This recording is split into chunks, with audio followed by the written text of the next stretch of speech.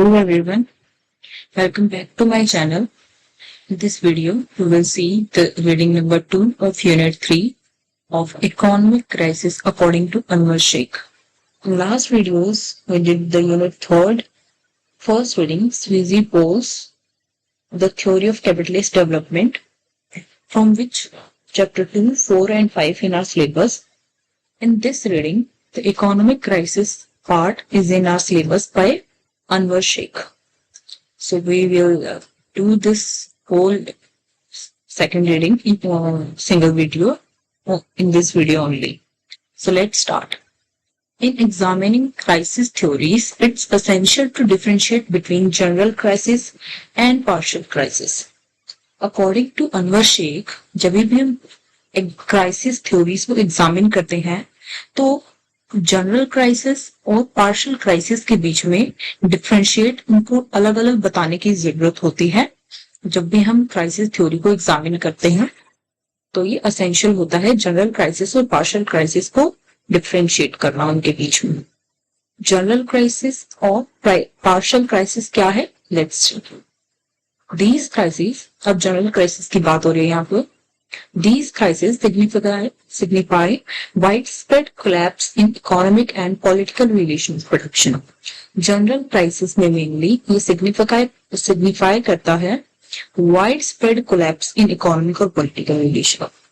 कोई भी प्रोडक्शन हो रहा है कोई भी कमोडिटी का, उसमें इकोनॉमिकली और पॉलिटिकली कोलैप्स होना, उसका वाइड स्प्रेड कोलैप्स होना इकोनॉमिकली और politically is called the general crisis.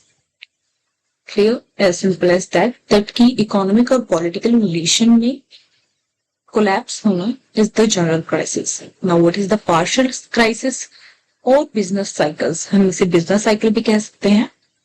These are regular occurrences in capitalist history.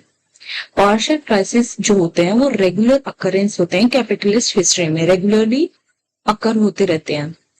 ये रिफ्लेक्ट करते हैं the system's intrinsic method of reintegration.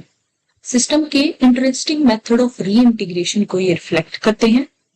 ये रेगुलरली अकरिंग होते हैं कैपिटलिस्ट हिस्ट्री में और they arose from the conflict between individual profit motives and the necessity of social labour division. जब भी कोई भी इंडिविजुअल प्रॉफिट करता है, अपने मोटिव ऐसे प्रॉफिट मोटिव रखता है कोई भी इंडिविजुअल, और एक सोशल डिवीजन लेबर की जो नेसेसिटी होती है, उन दोनों के बीच में जब कॉन्फ्लिक्ट क्रिएट होता है तो उसे पार्शियल क्राइसिस कहा गया. मतलब कोई भी इंडिविजुअल जो कैपिटलिस्ट है वो अपने प्रॉफिट मोटिव से को देखता है, कैपिटलिज्म कोई भी वो प्रोडक्शन को, और जो सोशल डिवीजन लेबर है उसकी नेसेसिटी, सोसाइटी में जो डिवीजन ऑफ लेबर है उसके नेसेसिटी के बीच में जब कॉन्फ्लिक्ट क्रिएट होता है, अराइज होता है, तो उसे पार्शियल क्राइसिस कहा गया. Now when the capitalist functioning it recovers quickly from these convulsions. However, if the system is unhealthy, जब कैपिटलिस्ट सिस्टम वेल फंक्शन हो, मतलब कैपिटलिस्ट फंक्शन में सब कुछ वेल फंक्शन कर रहा है, सब कुछ सही चल रहा है, तो ये रिकवर कर लेगा क्विकली फ्रॉम दीज कन्वर्जन्स जैसे ये पार्शियल क्राइसिस या फिर जनरल क्राइसिस या फिर बिजनेस साइकिल्स. इनमें अगर कैपिटलिस्ट सिस्टम वेल फंक्शनिंग है तो it recovers quickly from these convergence. However, अगर ये सिस्टम अनहेल्दी है तो recovery becomes prolonged and weak. तो रिकवरी प्रोलॉन्ग हो जाएगी, ऑब्वियस सी बात है. अगर अच्छा सिस्टम नहीं है तो रिकवरी प्रोलॉन्ग और वीक हो जाएगी. जैसे कि हेल्दी पर्सन जल्दी रिकवर हो जाता है, वैसे ही कैपिटलिस्ट सिस्टम अगर हेल्दी है तो ज्यादा जल्दी रिकवर हो जाएगा, और अगर ये अनहेल्दी है तो ये प्रोलॉन्ग और वीक होगा और धीरे धीरे रिकवर होगा. The risk of entering a prolong depression increases. Prolong depression ये इंटर करने का जो रिस्क है वो इंक्रीज हो जाए. किसके कारण? पार्शियल क्राइसिस और बिजनेस साइकिल्स में, इनके कारण. So the risk increased. Next is the, for instance in the US. अब एग्जांपल दे रखा है यहाँ पे. In the US there have been 35 economic cycles from 1834 to present. US में 35 इकोनॉमिक साइकिल्स हो चुके हैं अभी तक। इकोनॉमिक साइकिल या बिजनेस साइकिल कह लो या पार्शियल क्राइसिस कह लो, अभी तक 35 इकोनॉमिक साइकिल्स हो चुके हैं 1834 से प्रेजेंट डेट तक। बट ओनली 2 जनरल क्राइसिस हुए हैं। मतलब पार्शियल क्राइसिस रेगुलर अकरेंस में होते हैं, रेगुलरली होते रहते हैं। जनरल क्राइसिस बहुत रेयर होते हैं और वाइड स्प्रेड कोलैप्स होता है इसमें इकोनॉमिक और पॉलिटिकल रिलेशन ऑफ प्रोडक्शन का। जैसे कि यूएस में 35 बार इकोनॉमिक साइकिल्स हो चुके हैं 1834 से प्रेजेंट तक, बट सिर्फ 2 जनरल क्राइसिस हुए हैं। कब कब? ग्रेट डिप्रेशन ऑफ 1873 से 93 एंड 1929 से 41। सिर्फ इन्हें ही हम जनरल क्राइसिस कह सकते हैं, बाकी पार्शियल क्राइसिस या फिर इकोनॉमिक साइकिल है। एक जो ऑनगोइंग क्वेश्चन है is whether the great depression of 1980s will join this list, कि जो 1980s में जो एक ग्रेट डिप्रेशन हुआ था वो इस लिस्ट को ज्वाइन करेगा या नहीं जनरल क्राइसिस के, ये अभी तक ऑनगोइंग क्वेश्चन है। कुछ लोग कहते हैं हाँ करेगा, कुछ लोग निग्लेक्ट करते हैं इस बात को। Next is the Marx laws of motion. Marx laws of motion क्या कहते हैं? Marx analysis emphasizes laws of motion with capitalism। Marx analysis करते हैं लॉज ऑफ मोशन को विद इन कैपिटलिज्म। कैसे? The tendency of the rate of profit to fall is central. जो tendency है rate of profit के गिरने की, वो एज अ सेंट्रल लॉ है मार्क्स की लॉ ऑफ मोशन में विद इन कैपिटलिज्म। मार्क्स के एनालिसिस में वो एम्फसाइज करते हैं लॉज ऑफ मोशन को विद इन कैपिटलिज्म। वो जो tendency of rate of profit का जो फॉल होता है उसे एज अ सेंट्रल लॉ देखा जाता है, countered by various tendencies that can mitigate it's spread, जो कि काउंटर की जाती है बाय वेरियस टेंडेंसीज जो इसके इफेक्ट को मिटिगेट करती है। Next, there are 2 approaches emerge from this discussion. अभी हमने एक डिस्कशन की कि जनरल क्राइसिस क्या है, पार्शियल क्राइसिस क्या है, मार्क्स का लॉज ऑफ मोशन क्या है, इधर की tendency of central rate of profit fall करता है, सेंट्रल लॉ होता है ये, और ये वेरियस टेंडेंसीज को के इफेक्ट को मिटिगेट करता है। नेक्स्ट पे इस डिस्कशन से 2 अप्रोच इमर्ज होती हैं, possibility theories and the necessity theory. अब ये क्या है? Let's see. These view laws as result of conflicting tendencies. ये जो व्यू है these view laws, possibilities theories में जो इकोनॉमिस्ट हैं वो लॉस को as a result of conflicting tendencies देखते हैं। जो कॉन्फ्लिक्टिंग टेंडेंसीज होती है उनका जो रिजल्ट आता है उनको एज अ लॉ को एज अ उनका रिजल्ट देखते हैं और सजेस्ट करते हैं कि जो जनरल क्राइसिस है occur when certain historical factor align. इनके अकॉर्डिंग जनरल क्राइसिस तब अराइज होता है, अकर होता है जब कोई हिस्टोरिकल फैक्टर अलाइन हो उस क्राइसिस से। Structural reforms and state intervention can potentially shift this balance. जो स्ट्रक्चरल रिफॉर्म होता है और स्टेट का जो इंटरवेंशन होता है वो पोटेंशियली इस बैलेंस को शिफ्ट कर सकता है जनरल क्राइसिस के अकरेंस को with historical factor alignment. Next is the necessity theory. These assert that laws stem from dominant tendencies। अब नेसेसिटी थ्योरीज में जो इकोनॉमिस्ट है वो मानते हैं कि जो ये थ्योरीज हैं ये असर्ट करती है लॉस को from dominant tendencies within capitalism that subordinate countervailing ones, making general crisis inevitable despite variation in the form and time. Necessity theories में के इकोनॉमिस्ट कहते हैं जो ये लॉज ऑफ मोशन है ये स्टेम आउट करते हैं, बनते हैं एज अ रिजल्ट है डोमिनेंट टेंडेंसीज की विद इन कैपिटलिज्म, जो कि सब ऑर्डिनेट करते हैं काउंटरवेलिंग वंस को। जो काउंटरवेलिंग वन है उनको सब ऑर्डिनेट करके और जनरल क्राइसिस को इनएविटेबल बना देते हैं डिस्पाइट की वेरिएशन हुए उसमें in form and timing. So possibilities theories कहते हैं लॉज ऑफ मोशन रिजल्ट है कॉन्फ्लिक्टिंग टेंडेंसीज का। नेसेसिटी थ्योरीज कहती हैं लॉज ऑफ मोशन है रिजल्ट है डोमिनेंट टेंडेंसीज का, जिसमें जनरल क्राइसिस इनएविटेबल है डिस्पाइट वेरिएशन की, और इसमें जनरल क्राइसिस जब अकर होता है जब ये अलाइन होता है कोई हिस्टोरिकल सर्टेन हिस्टोरिकल फैक्टर के साथ। आगे पॉसिबिलिटी थ्योरी को फर्दर अलग से डिफाइन किया गया, फिर नेसेसिटी थ्योरी को डिफाइन किया गया।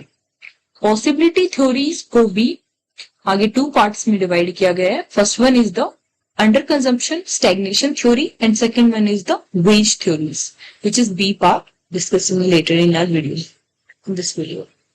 In a capitalist economy, कोई भी capitalist economy में the total money value of net products equal wage plus profit. Capitalist economy में जो total money value होगी net products के जो total money value होगी वो wages plus profit होगा। ऑब्वियस सी बात है, टोटल मनी वैल्यू किसकी होगी, कोई भी नेट प्रोडक्ट की, वेज प्लस प्रॉफिट। हाउएवर जबकि जो वर्कर्स हैं वो लेस अर्न करते हैं देन टोटल वैल्यू प्रोड्यूस। जो टोटल वैल्यू प्रोड्यूस होती है उसकी जो टोटल मनी वैल्यू होती है उससे उसका जो मनी होता है मनी अमाउंट उससे लेस अर्न करते हैं वर्कर्स। उनकी कंजम्पशन क्रिएट करती है, एक डिमांड गैप क्रिएट करती है। इसकी वर्कर्स की कंजम्पशन एक डिमांड गैप क्रिएट करती है कि उन्हें भी ज्यादा वेजेस चाहिए। सो ये गैप जो होता है वो एग्जर्बेटेड करता है कैपिटलिस्ट सेविंग को a significant portion of their profit rather than consuming them. ये जो गैप है डिमांड गैप वर्कर की वेजेस में और टोटल वैल्यू प्रोड्यूस में जो टोटल मनी वैल्यू है उसमें एग्जर्बेट करता है कैपिटलिस्ट को कि saving by capitalist saving, capitalist जहां पे सेव करते हैं significant portion of their profit का rather than consuming them. Workers को तो कम मिला जितना प्रोड्यूस हुआ है उससे, कैपिटलिस्ट सेव करते हैं जो भी उन्हें प्रॉफिट होता है रेदर देन की कंज्यूम। आगे बताया गया है कि if capitalist saving are not offset by consumption और investment demand the economy contracts until profit decline to a level where capitalists must consume their income, stalling growth. अगर कैपिटलिस्ट सेविंग ऑफसेट नहीं है bye consumption या फिर investment demand के तो economy contracts वो कर जाएगी जब तक प्रॉफिट डिक्लाइन नहीं हो जाता इतने लेवल तक जहां कैपिटलिस्ट कंज्यूम करे अपनी इनकम को और ग्रोथ ना करे। मतलब कैपिटलिस्ट सेविंग अगर कैपिटलिस्ट सेव करता है इतना कि वो कंजम्पशन या फिर इन्वेस्टमेंट डिमांड को ऑफसेट इग्नोर कर देता है कि वो ना कंज्यूम करेगा इतना ना इन्वेस्ट करेगा सिर्फ सेव करेगा, तो इकोनॉमी कॉन्ट्रैक्ट करने लगेगी और जब तक कॉन्ट्रैक्ट करेगी जब तक वो प्रॉफिट जो है कैपिटलिस्ट का डिक्लाइन होके इस लेवल पर ना आ जाए कि कैपिटलिस्ट को कंज्यूम करनी पड़ेगी अपनी इनकम और स्टेलिंग ग्रोथ। जो इंटरप्ले है between stagnation from saving and expansion from investment determine economic motion. जो ये इंटरप्ले है स्टैग्नेशन मीन्स सेविंग, स्टैग्नेशन और एक्सपेंशन फ्रॉम इन्वेस्टमेंट डिटरमाइन करता है इकोनॉमिक मोशन। जो की फैक्टर्स हैं for large scale commerce include, वो क्या क्या इंक्लूड करते हैं?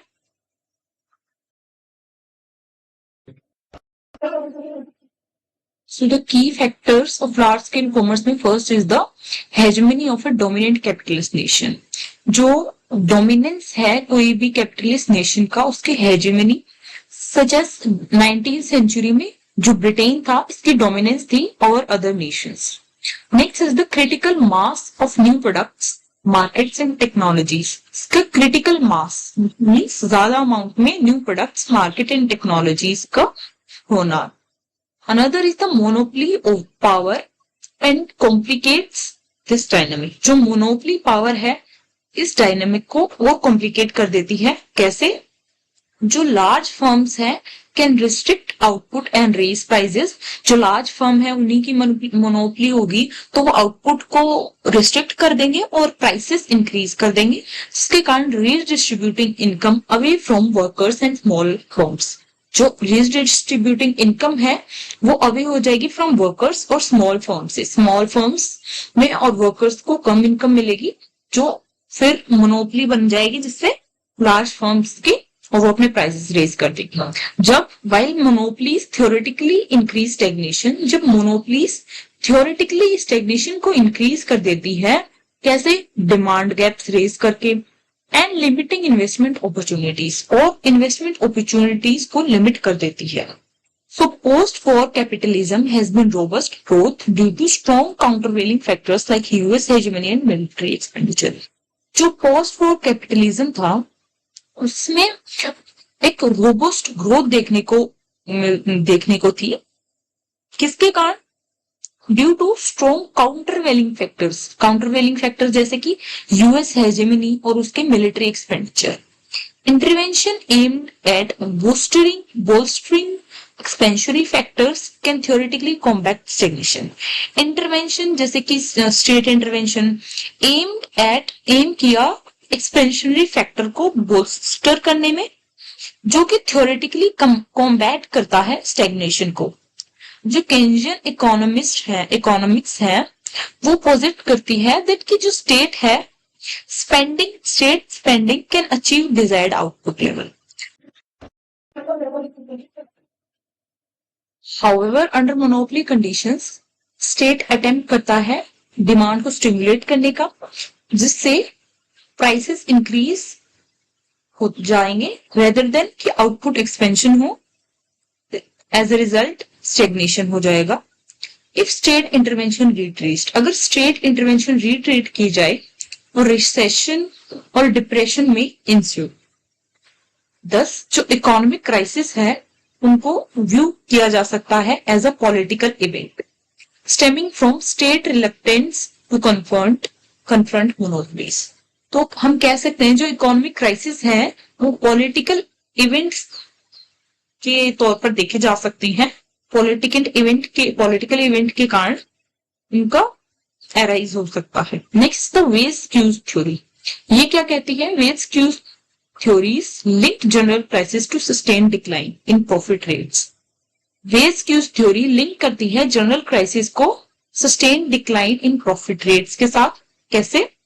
राइजिंग रियल वेजेस, जो रियल वेजेस है उसमें राइज, और रिड्यूस्ड वर्क, जो वर्क है उसमें रिडक्शन, उसके कारण इंटेंसली जो पोटेंशियल प्रॉफिट रेट्स है वो लोअर कम हो सकते हैं।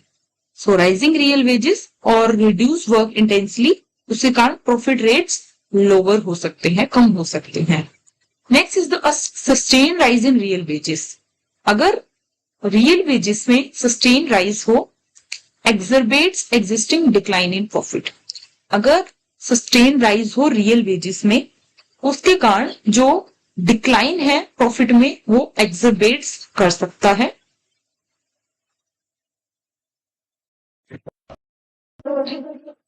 If profit rates otherwise trend upward, अगर profit rate upward trend हुए, only rapid wage increases can cause an actual decline in profit rate. तो एक rapid wage increase ही सिर्फ actual decline कर सकता है profit rates में। So wage squeeze theory है वो argue करती है that कि real wages typically rise faster than productivity during economic waves. तो वेज क्यूज थ्योरी ये आर्ग्यू करती है जो रियल वेजेस हैं वो फास्टली राइज करती है as compare to productivity during economic, जब बूम होता है तब। So next is the if labour markets, अगर labour market tightening significantly due to prolonged booms, militant wage demands can trigger crisis. अगर लेबर मार्केट्स में जो सिग्निफिकेंटली टाइटिंग हो जाती है, मतलब लेबर मार्केट में टाइटनेस आ जाती है, उसके कारण प्रोलॉन्ग्ड बूम्स के कारण जो मिलिटेंट वेज डिमांड है वो क्राइसिस को ट्रिगर कर सकती है। Next is that while these theories suggest that both rises in wage theory, ये suggest करते हैं कि both जो rising real wages है और प्रॉफिट रेट्स हैं वो को एग्जिस्ट करते हैं अंडर सर्टेन कंडीशंस, कुछ सर्टेन कंडीशंस के अंदर। दे ऑल्सो इम्प्लाई ये भी इम्प्लाई करते हैं दैट कि जो स्टेट इंटरवेंशन है वो फैसिलिटेट कर सकती है रिकवरी अगर बोथ वर्कर्स और कैपिटलिस्ट मॉडरेट देयर डिमांड्स, अगर ये दोनों वर्कर्स और कैपिटलिस्ट अपनी डिमांड को मॉडरेट कर ले। Next is the necessity theory. Possibility theory हमने पढ़ ली, next is the necessity theory. The primary necessity theory, जो प्राइमरी नेसेसिटी थ्योरी है वो डिस्कस करती है मार्क्स की theory of falling rate of profit. ये क्या है? दिस थ्योरी एक्सप्लेन करती है कि why capitalism experiences cycle of war, कि क्यों कैपिटलिज्म में साइकिल ऑफ ग्रोथ का एक्सपीरियंस होता है followed by stagnation and crisis through internal factor. Stagnation और क्राइसिस से जो इंटरनल फैक्टर से जो स्टैग्नेशन और क्राइसिस होता है जिसके कारण प्रॉफिट मूवमेंट इफेक्ट होता है रेदर देन की external shock. Why experience capitalism experience, capitalism ये क्यों एक्सपीरियंस करता है? Capitalism aim to maximum surplus value, capitalist जो है वो अपने सरप्लस वैल्यू को मैक्सिमम करना चाहते हैं। कैसे? बाय इंक्रीजिंग लेबर इंक्रीज करके, प्रोडक्टिविटी इंक्रीज करके, वाइल लोअरिंग प्रोडक्शन और प्रोडक्शन कॉस्ट को लो करके। कैसे? थ्रू फिक्स्ड कैपिटल ग्रोथ को फिक्स करते हैं। हाउएवर जबकि जो मैकेनाइजेशन है ultimately tends to reduce profit, इसके कारण अल्टीमेटली प्रॉफिट भी रिड्यूस हो जाता है across the system despite short term gains for early adopters. Short term gains की बजाय जो प्रॉफिट रेट है वो रिड्यूस हो जाता है अर्ली ड्रॉपर्स के लिए।